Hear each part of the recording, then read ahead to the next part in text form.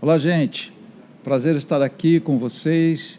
Hoje nós estamos trabalhando num podcast aqui sobre identidade. Identidade no termo geral, em termos gerais, e identidade também na questão da masculinidade. O que é ser homem, né, hoje, nesses tempos, nesses dias atuais, em que sofremos como indivíduos, como cidadãos e como homens, uma pressão da sociedade, uma mudança, uma transformação do comportamento da sociedade.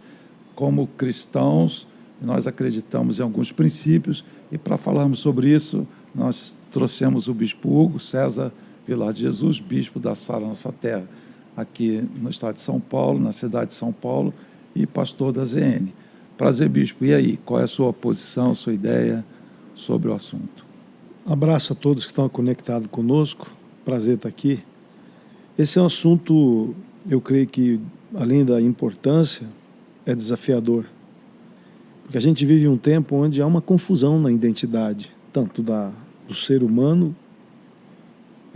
Eu acho que o movimento a ideologia de gênero tem trazido mais confusão ainda em relação a esse aspecto. E que é de extrema importância, né, para você desenvolver competência, para você desenvolver a tua vida, para você ser feliz nessa história de vida que você tem. Quanto mais você é confuso na sua identidade, mais difícil você desenvolve relacionamentos saudáveis. Quanto mais seguro eu tenho da minha identidade, saber quem eu sou, né, mais efetivo e mais eficaz serão os meus relacionamentos em todos os âmbitos, começando consigo mesmo. Eu acho que relacionar consigo mesmo hoje já é um desafio também. E relacionar com o próximo de uma forma geral.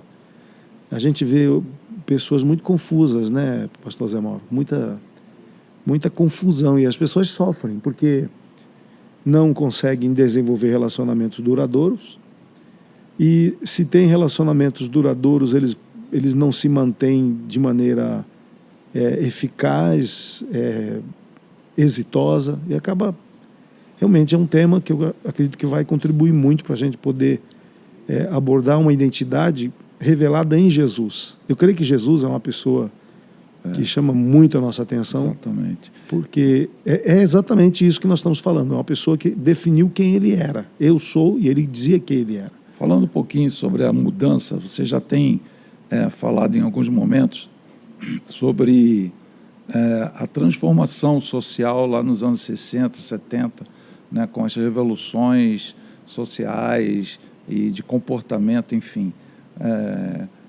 Como é que é essa história da mudança de comportamento da sociedade, né, toda essa questão social, política, que a gente acabou envolvido, né, sem perceber muito o que estava acontecendo, mas vivendo aquele momento e sendo influenciado por ele e tantas vezes prejudicado, né, na formação da identidade. Para a gente fazer uma análise sincera e uma análise mais eficaz, eu creio que a gente tem que olhar para a humanidade. Enquanto a humanidade buscou significado no Criador, por meio de Jesus, eu creio que o cristianismo trouxe uma resposta para a vida humana, para os relacionamentos e para o indivíduo, para a identidade do indivíduo. Quando o homem tem a proposta do iluminismo, vem o humanismo coloca o homem no centro, tirando o Criador, aí você tira os absolutos que cria. O humanismo é essa filosofia. Sem dúvida. Quando o homem é colocado no centro das soluções, como centro das atenções, e o homem é aquele que vai trazer as saídas da sua própria vida, da sua própria identidade, dos seus relacionamentos, o homem entra para mim, numa armadilha, um labirinto que não tem saída. Por quê? Porque o homem sem referencial, sem o homem entender o que é certo, o que é errado, o que é bom, o que é mal, o que é prejudicial, o que é saudável. Então o homem, ele começou a ter que definir sua própria ética. Que é o homem definindo o próprio homem. Exatamente. E quando ele tenta definir o próprio homem, ele tenta definir a vida. E isso, eu creio que é o causador, lá no século XVI, de toda de toda a consequência que a gente foi assistindo com o tempo. Porque o cristianismo continuou forte, o cristianismo continuou contundente até o século XX. Eu creio que no século XX, pós-Segunda Guerra Mundial, veio uma revolução cultural profunda, principalmente da Europa, onde eclode a revolução sexual. A revolução sexual, para mim, já é um sintoma que já é filho de muitos outros movimentos. Sim. Não é mesmo? As coisas não acontecem de repente, Não. né? Vem toda uma onda histórica, social, revolucionária. Se você tem o humanismo começando no século XVI, eclodindo na Revolução Francesa, né? No século XVIII, você vê o resultado de uma sociedade sem Deus, sem os princípios cristãos. Tornou-se uma sociedade que se autodestruiu. Inclusive, seu próprio idealizador, um dos seus idealizadores, que é o Robespierre, acaba na guilhotina, né? Que coisa maluca, né? É uma coisa doida. E assim, então, nesse século XX, né, quando as coisas começam a eclodir, mudança de comportamento e tal, tem toda uma influência, né, social, política, né, extremamente importante através da mídia. Da mídia não existia ainda como hoje, mas das artes principalmente, né? E a gente fala muito do Francis Schaeffer, né, sobre o padrão de arte, mudança de comportamento. Aí a gente vai para um caminho abaixo, né, do que era aquele padrão de uma vida com Deus, né? Um povo, né, no Brasil bastante, vamos dizer, religioso, né, mas com um padrão bastante significativo, né, positivo no sentido dos princípios da palavra de Deus. Interessante a gente fazer uma análise, né? Século XIX para o século XX, você tem o surgimento de Karl Marx, Hegel. E eles trazem, juntamente com Freud, né, que é a tua área aí. Eu acho que é um trio que trouxe toda uma nova forma de entender a psique humana. E quando Karl Marx traz que a solução para a humanidade seria a luta de classes, onde as classes menos favorecidas eles teriam que sobrepor as classes do capital, como ele chama a burguesia do capital. E quando entrou nesse conflito, eles entenderam, segundo Hegel e Karl Marx, eles entraram num conflito onde, no entendimento deles, o entendimento cristão dos relacionamentos humanos, na verdade, era uma defesa do status quo, que era o capitalismo ou o feudalismo, sei lá, que havia na época, a burguesia sobrepondo aos trabalhadores. E aí a gente vê uma cultura que eles entendiam que era cristã, que respaldava essa burguesia. Por isso que começou-se a questionar toda a questão divina, toda a questão do Criador, mostrando, inclusive Karl Marx diz que a religião é ópio do povo. Então isso tudo começa a afastar Deus das relações humanas e do próprio indivíduo. Isso começa a trazer uma nova proposta de relacionamento consigo mesmo e relacionamento com o outro.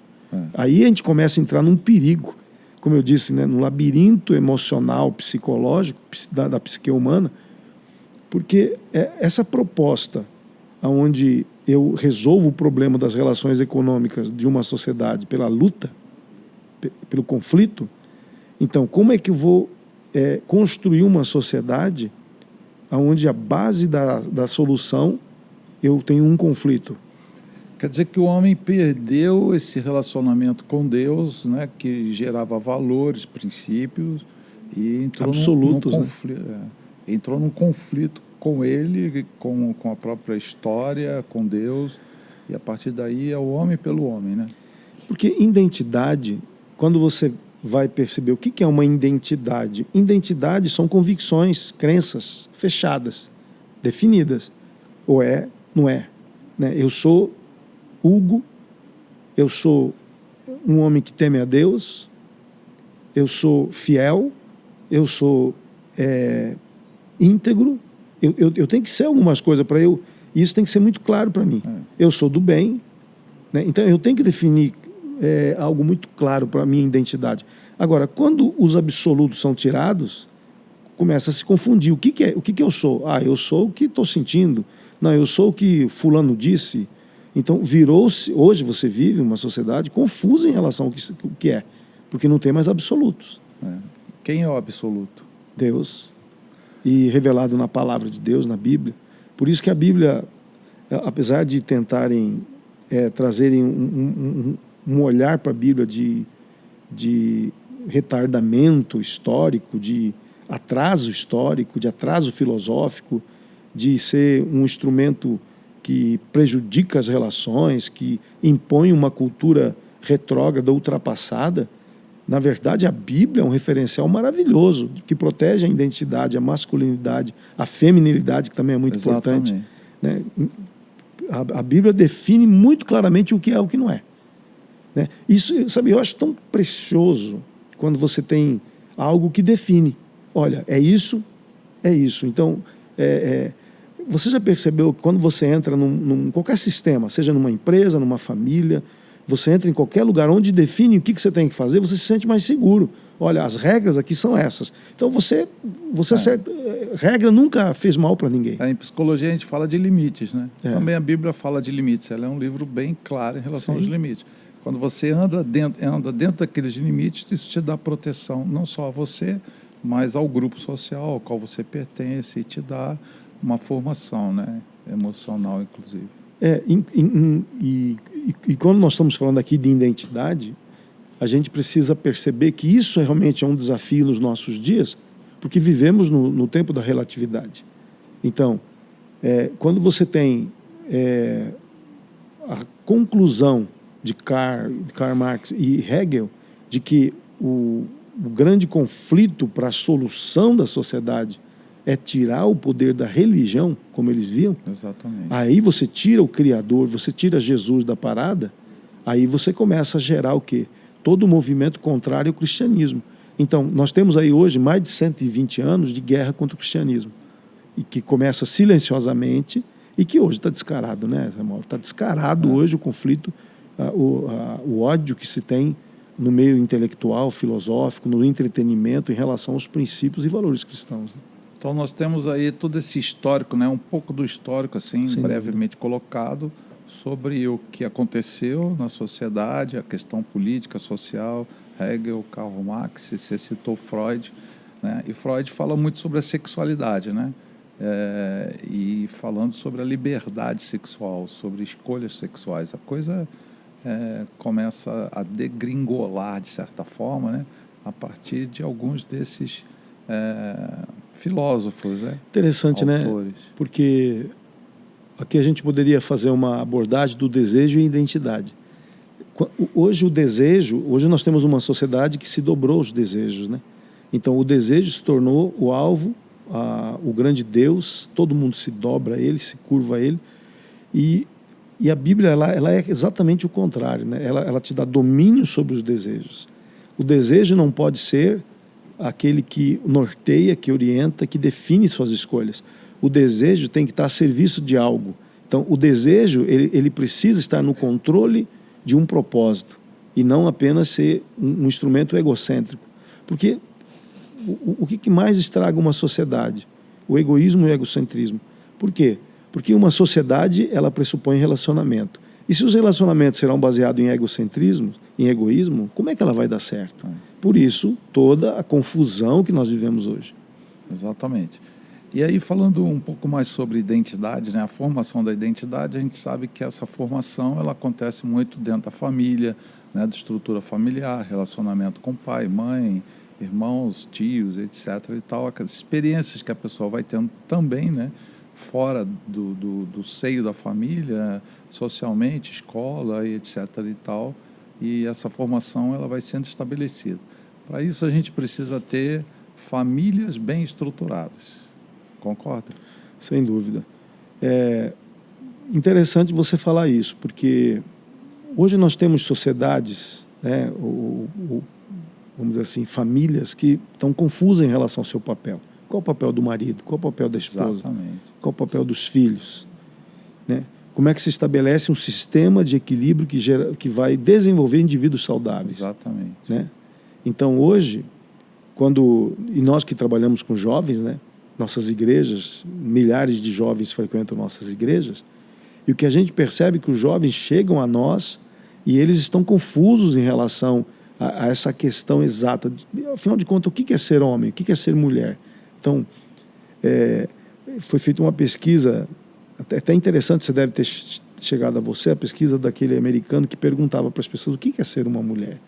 E nenhuma mulher conseguiu responder o que era ser uma mulher. Sim. Né? Interessante você perceber, né, que todo esse movimento gerou confusão nas famílias, que gerou confusão nos indivíduos, e hoje nós estamos aí, você que é psicólogo, né, nós estamos cheios de IPI aí, né?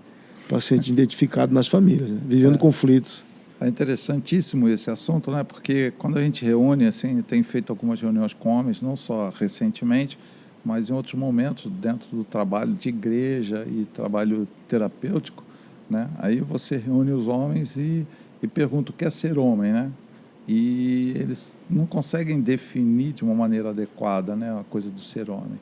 Eles não têm uma visão correta. E piora quando você pergunta quando você se sentiu homem pela primeira vez, né? Alguns vão dizer, nunca me senti homem, né? Apesar de ser casado, ter filhos, trabalhar e tal, que muitas vezes é o padrão que eles colocam, né? Ser homem é trabalhar e sustentar a família. Ser homem é ter casado. Ser homem é ter sexo. Ser homem e assim, não conseguem chegar a uma definição pessoal, né, da identidade deles como indivíduos e muito menos sobre a sua identidade sexual, sobre o padrão de ser pai. Aí a gente entraria um pouquinho na questão de papel, né? Qual é o papel do pai? Qual é o papel sendo um homem?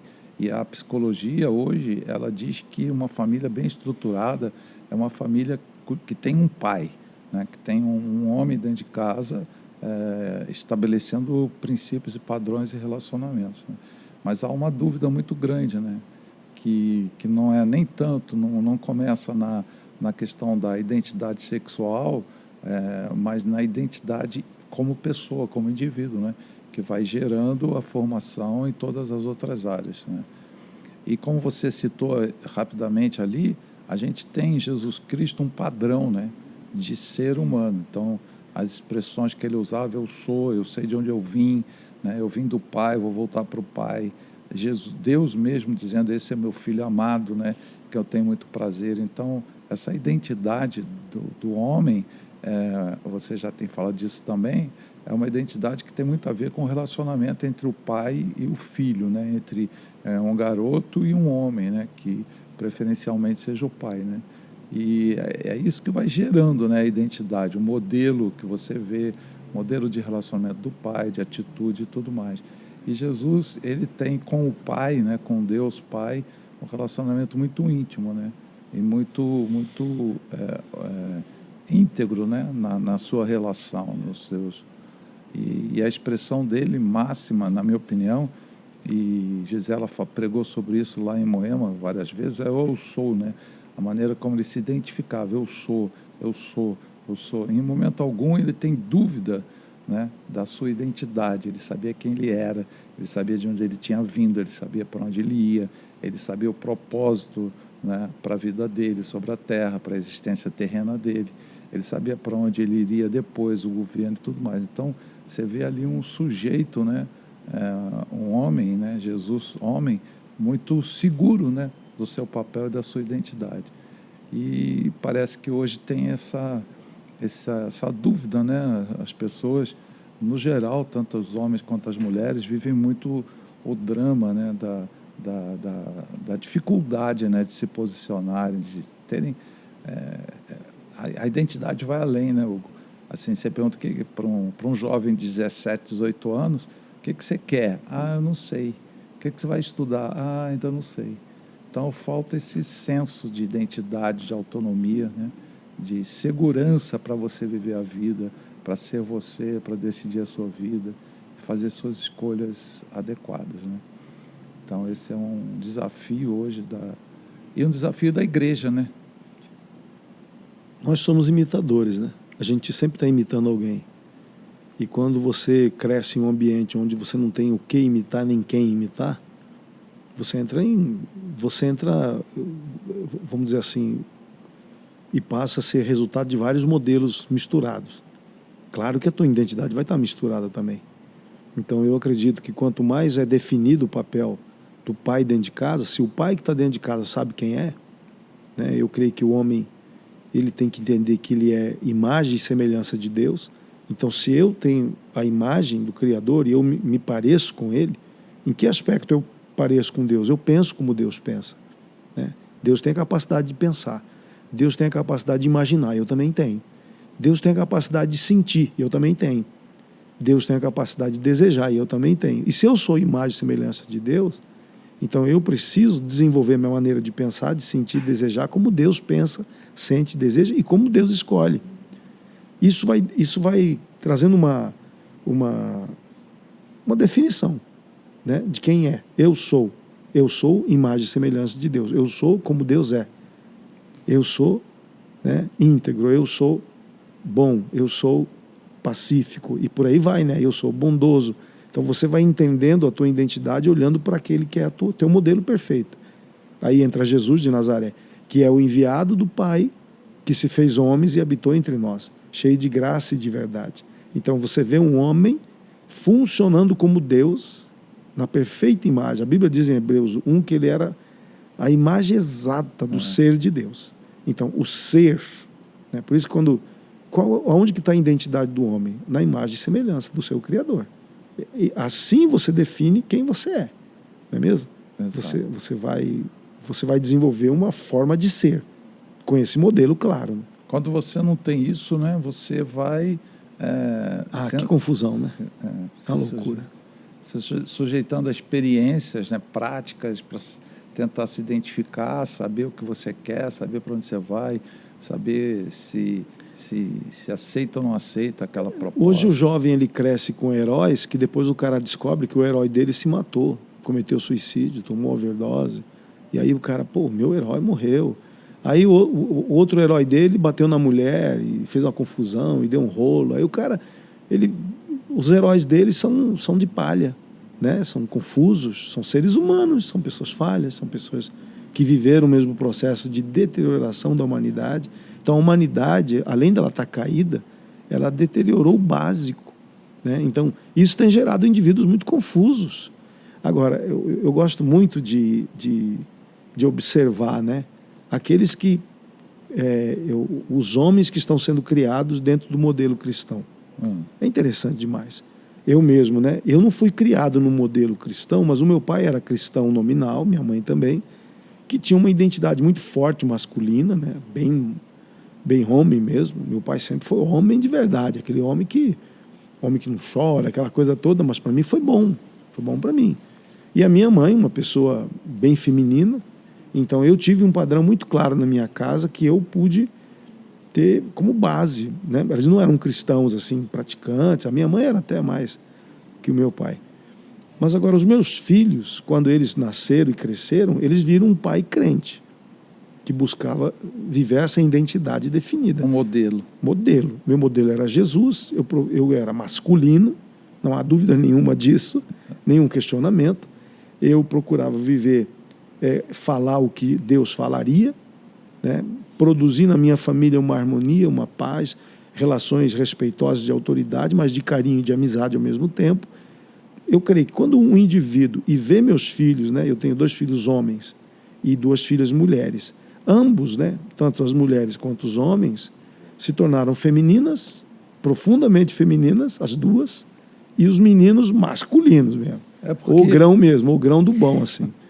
É porque existe, em algumas correntes, né, a ideia de que a menina não precisa, né, do relacionamento do pai, né, de um modelo masculino, né, o que é totalmente equivocado. Se essa menina não tem um modelo adequado, né, saudável, ela não vai saber escolher, quando ela for procurar um relacionamento, ela não vai saber escolher alguém adequado, com modelo santo, bíblico e tudo mais, né? Se ela não teve isso. E se não teve afeto, se não teve atenção, se não teve expressões genuínas de amor, etc., por parte do pai, né? Então você vê a responsabilidade de ser pai, né?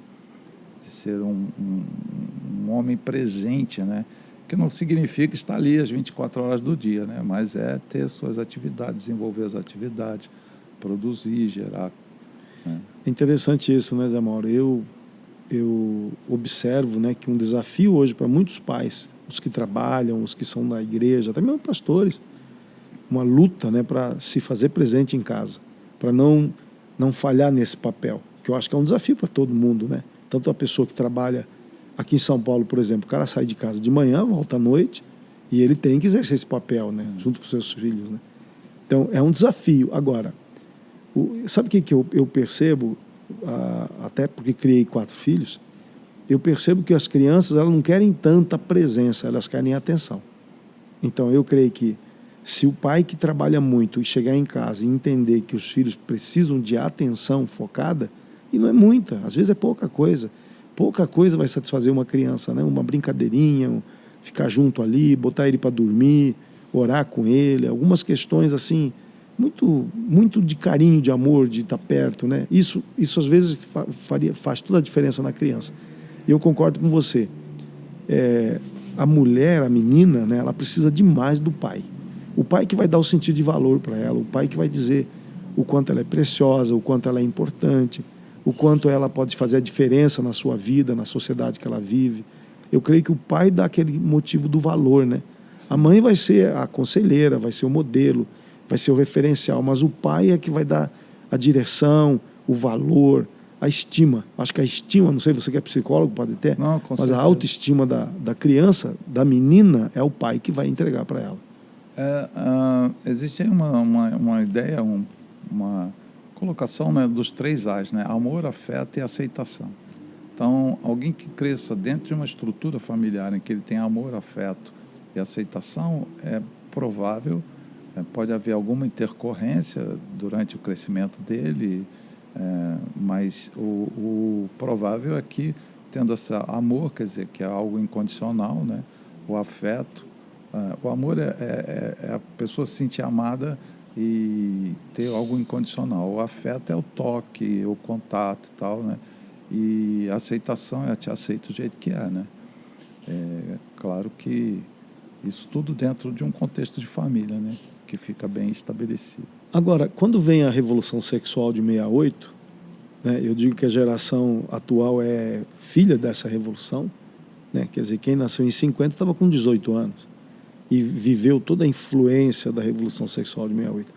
Quando o feminismo levanta a bandeira de que a mulher tem os mesmos direitos sexuais do homem.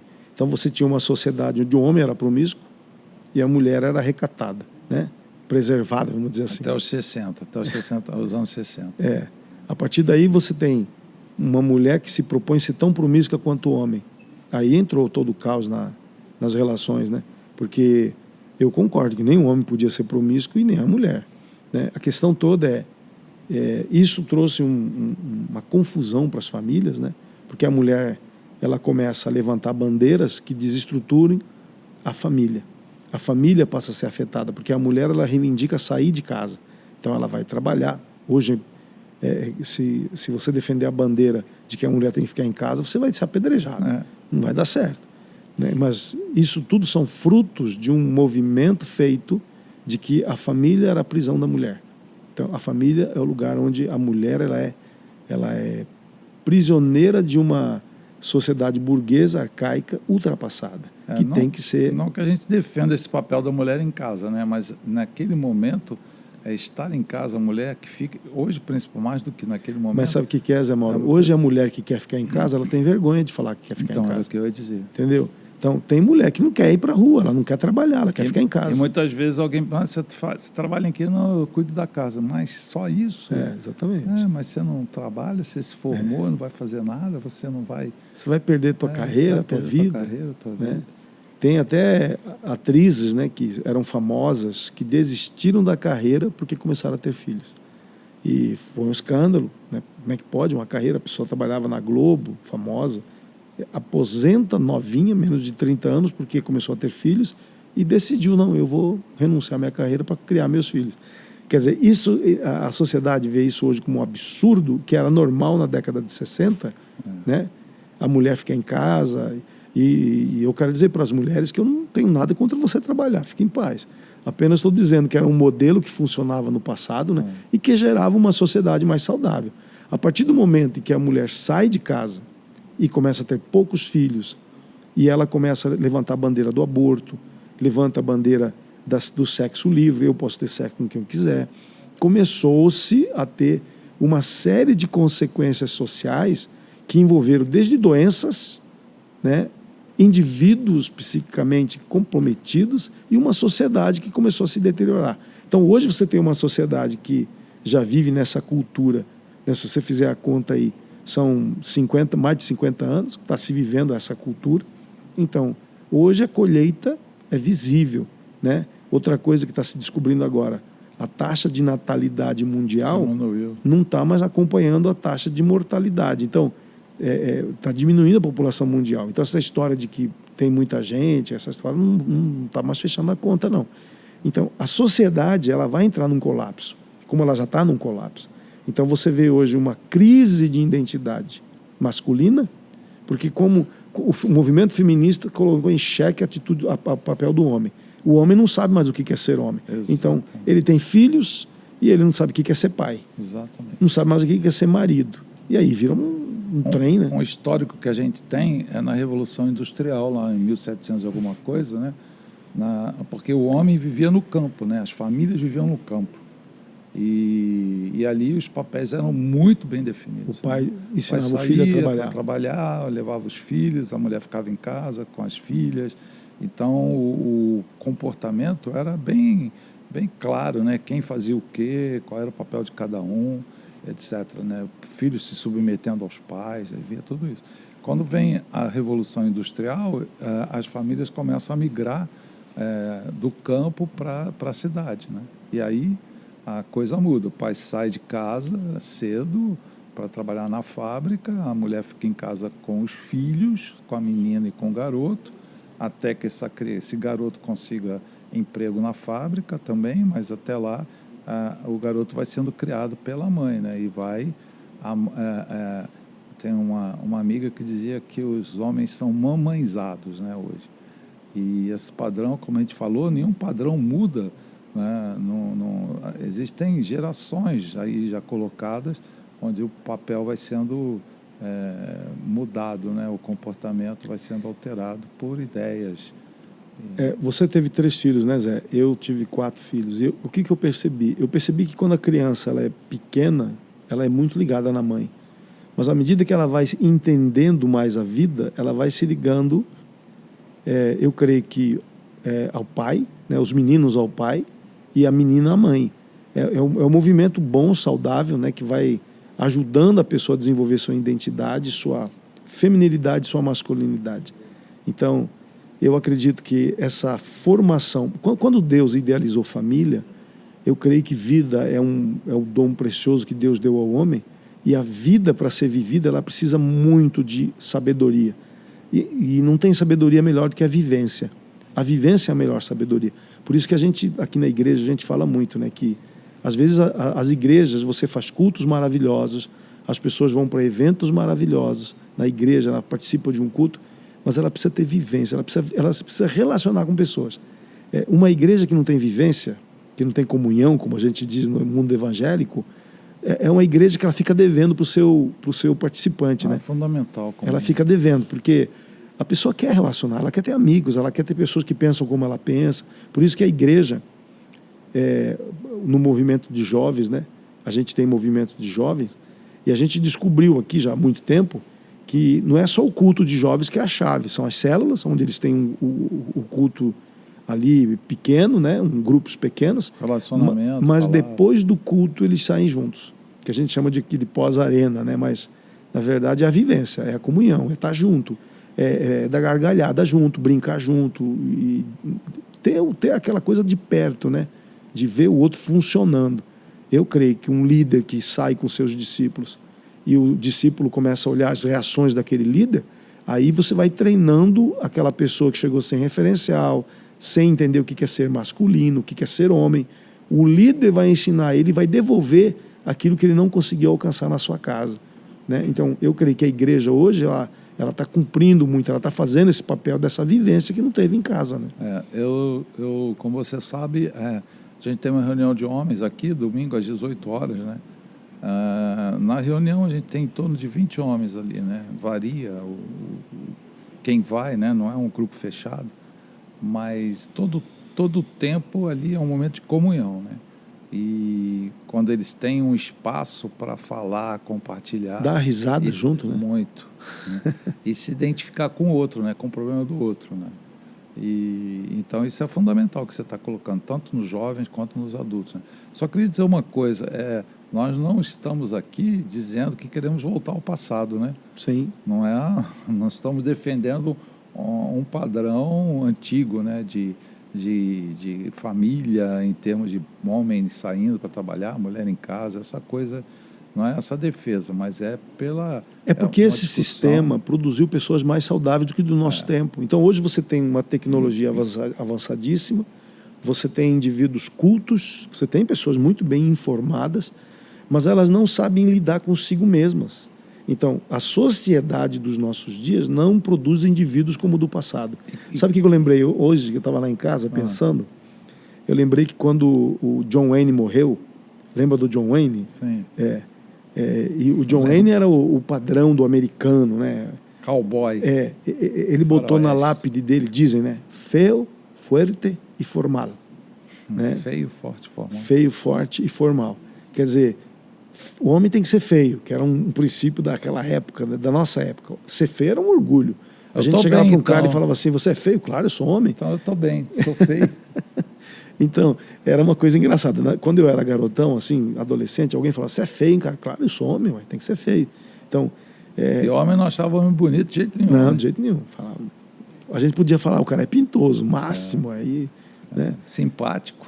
Quando ele dizia feio, forte, porque o homem precisa ser firme, né? Calçado, definido, alicerçado, e formal. Por que formal? Conservador. Eu creio em tradições, eu creio na pátria, né? E que era uma questão do John Wayne. Os filmes dele faz o socialista ter vômitos, né? Eles caras vomitam vendo o filme do John Wayne. Mas era um estereótipo de conservador, né?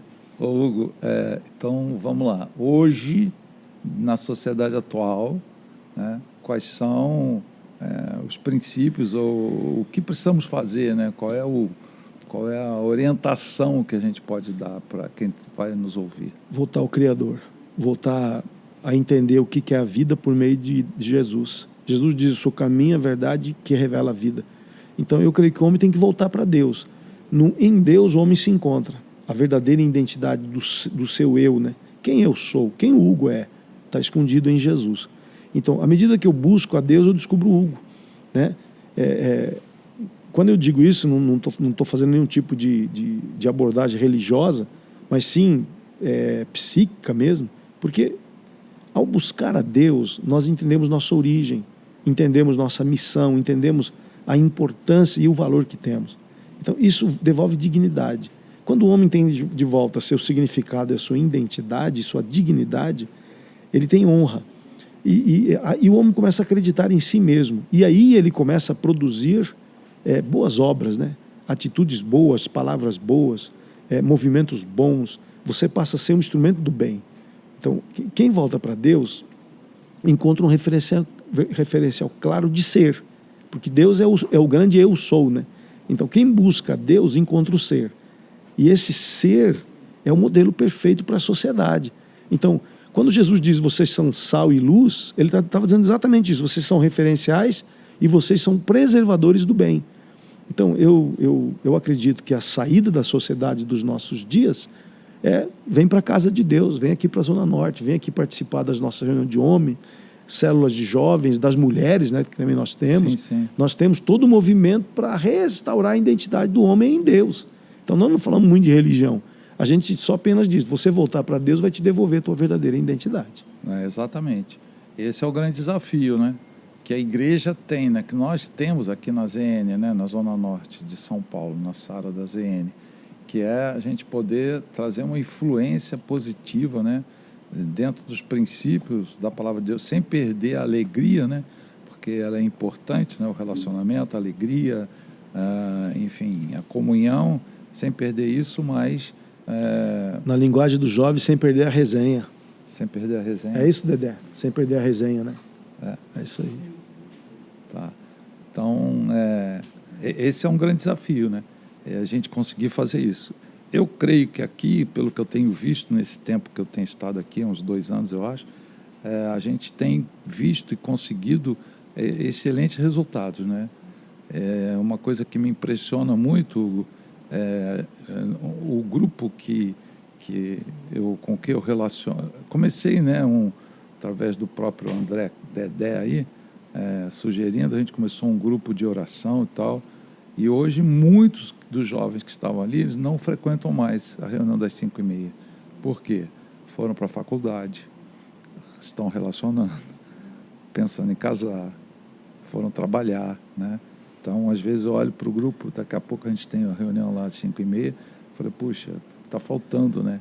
Mas aí deram um passo para frente, né? Lembrar que eles estão caminhando, estão produzindo, estão gerando vida, estão gerando, trabalhando na igreja, ministerialmente, né?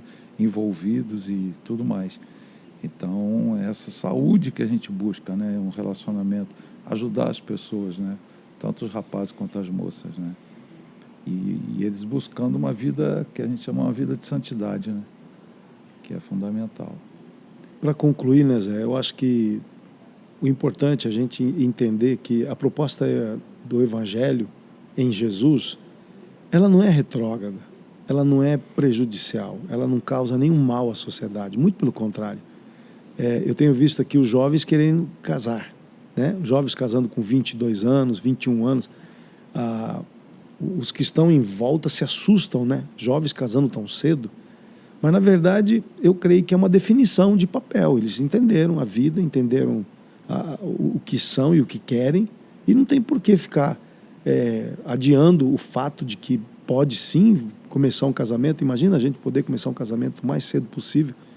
Eu comecei meu casamento com 25 anos, não, 24 para 25, mas não me arrependo não, achei que foi maravilhoso casar, já vou fazer quase 40 anos de casado, e eu percebo, né, que o trabalho que nós temos desenvolvido aqui tem devolvido a identidade, não somente aos jovens, mas aos adolescentes, às crianças, às mulheres, aos homens, e isso é graças a Deus, a bondade dele e o Evangelho, o poder do Evangelho. O Evangelho é sobrenatural, é maravilhoso.